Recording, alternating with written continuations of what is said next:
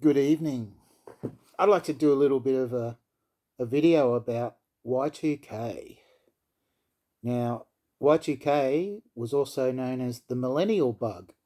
Many people in the younger generation probably weren't even born. It's 25 years ago now. And Y2K was this thing that threatened to bring down all the computer systems around the world, and people were talking gloom and doom and the end of the world. And I think we would recover from it if it was at its worst, but a lot of things would have gone wrong if we hadn't have fixed it. And the reason that there is this myth around now, and it was right after Y2K, they said it was a dud because virtually nothing went wrong. Now, the reason nothing went wrong is that I worked for a big bank in Australia, um, and what we had to do about 3 years out was we built a complete system that mirrored the production system. We had a development and test systems as well, but we had a complete system that mirrored the production system. And every week we would send the latest copy of all the data there, and we would reproduce one night in the week's data and compare it. And there were numerous errors because what happened is in computing, you've got different systems. You've got legacy systems, which are mainframes. Now, mainframes, they're almost on the way out in the late 90s because mid-range systems, cheaper, less costly to run as far as floor space, as far as footprint, as far as data needs and things like that. Everything was homogeneous and could be plugged in very easily to new banks of servers, whereas with the mainframe, it's an old and clunky system, but it's extremely secure.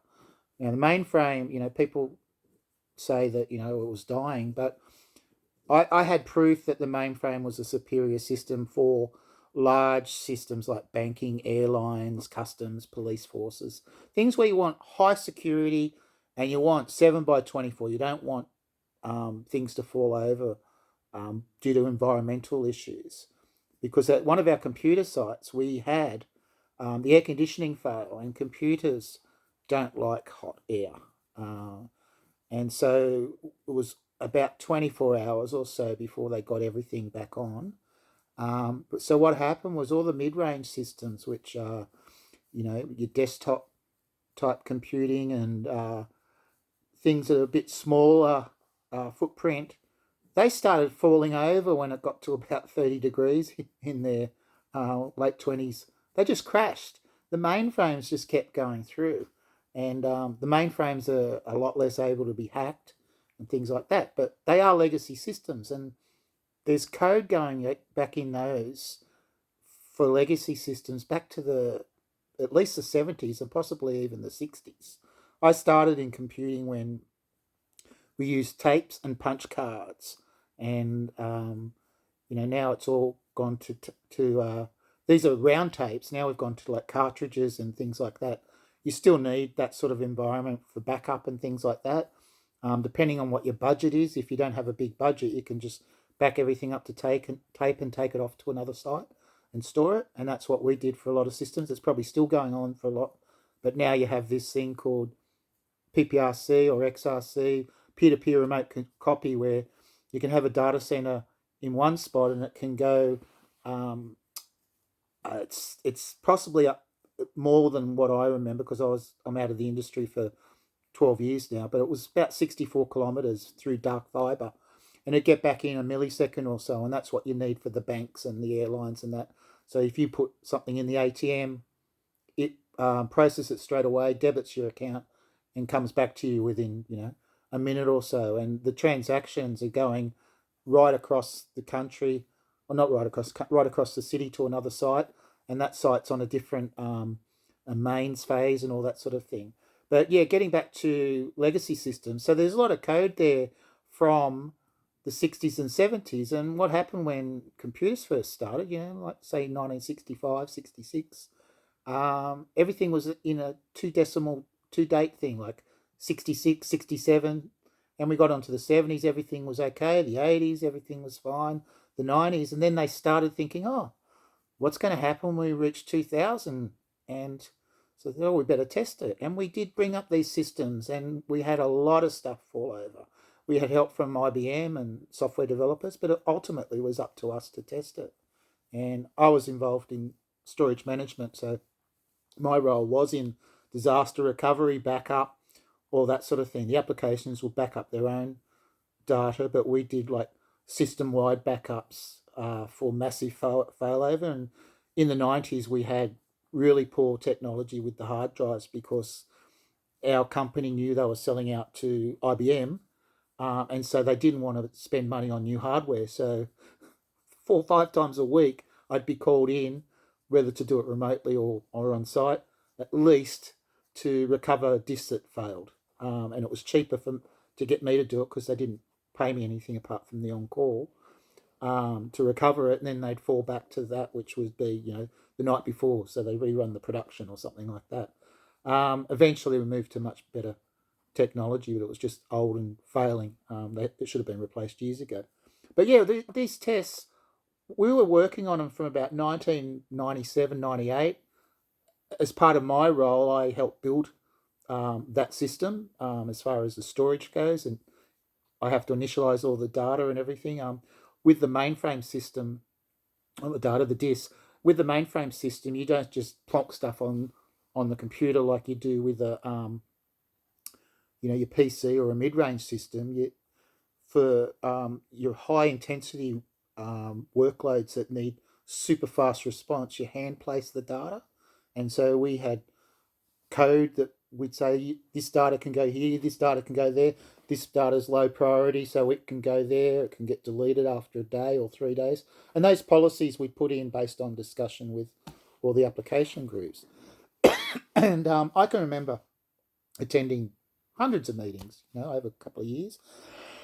I wasn't a manager; I was just a techo, and we would we would just be talking amongst the groups, and they'd uncover, a problem with this, a problem with that, because a lot of the old coders had left, and everything's in COBOL or Fortran, which is they're like Latin is basically now to the modern languages.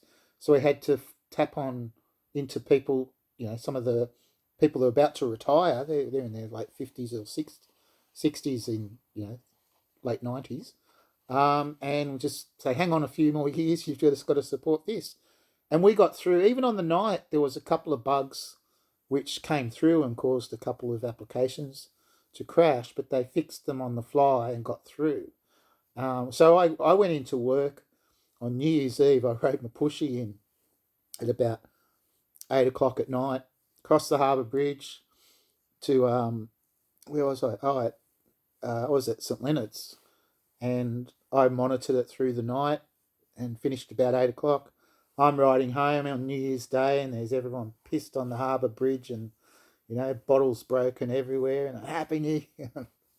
It was a terrible, terrible time, but we're just glad to get it over. But what was more insulting was the 2 or 3 years that we spent on those legacy systems, bringing them up to date. And the same thing happened around the world. It was all the IT people who saved that from happening. There's a lot of sites that were in Russia, and they didn't pay their license fees to IBM, but IBM couldn't go in and sue them or anything because they're in Russia. So they just kept continuing. But after Y2K, because they didn't have access to the source code, all the systems, the legal ones fell over, and they never came back again because IBM could monitor them as far as the World Wide Web and everything like that goes. They knew where they were, but I don't know the full story. But they couldn't get to them because they're in Russia. But after Y2K, those sites ceased to exist because they didn't have the access to the source code to change it all. Because it happened in the IBM source code, it happened in our application code, it happened in the code that I had. There was hundreds of changes we had to do. We did scanning for jobs, or if we couldn't scan everything, because it's just spaghetti code. If you knew how big systems like banks and that are tied together by just spaghetti code, and there might be, it's probably changed now, but 12 years ago there was one computer which controlled one little PC in an office, controlled a lot of the mid-range systems, which goes back to the mainframe systems. And if that little laptop went down, it could bring down the rest of the systems. That's how bad it was at one stage. And they found that out coincidentally when a cleaner came in and he needed the PowerPoint, and they turned the computer off, or by turning the PowerPoint off, and he put his vacuum cleaner in there, and the system shut down.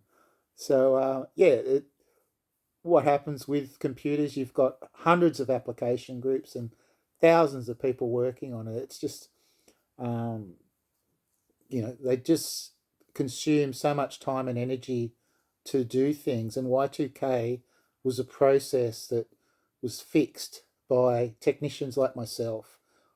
I'm not at the forefront of it, but I did my part. I was, probably 40 weekends, maybe from anything from 2 hours to 8 hours or 10 hours, depending on what was going on and other applications. Because if they had issues, it usually was the operators would call me if I was on call or working on it, and I'd try and see if it was from my end. If it wasn't, it'd possibly go back to the applications people, and we were in communication with each other, and that's how it works. So I just wanted to dispel some myths that Y2K was a real thing.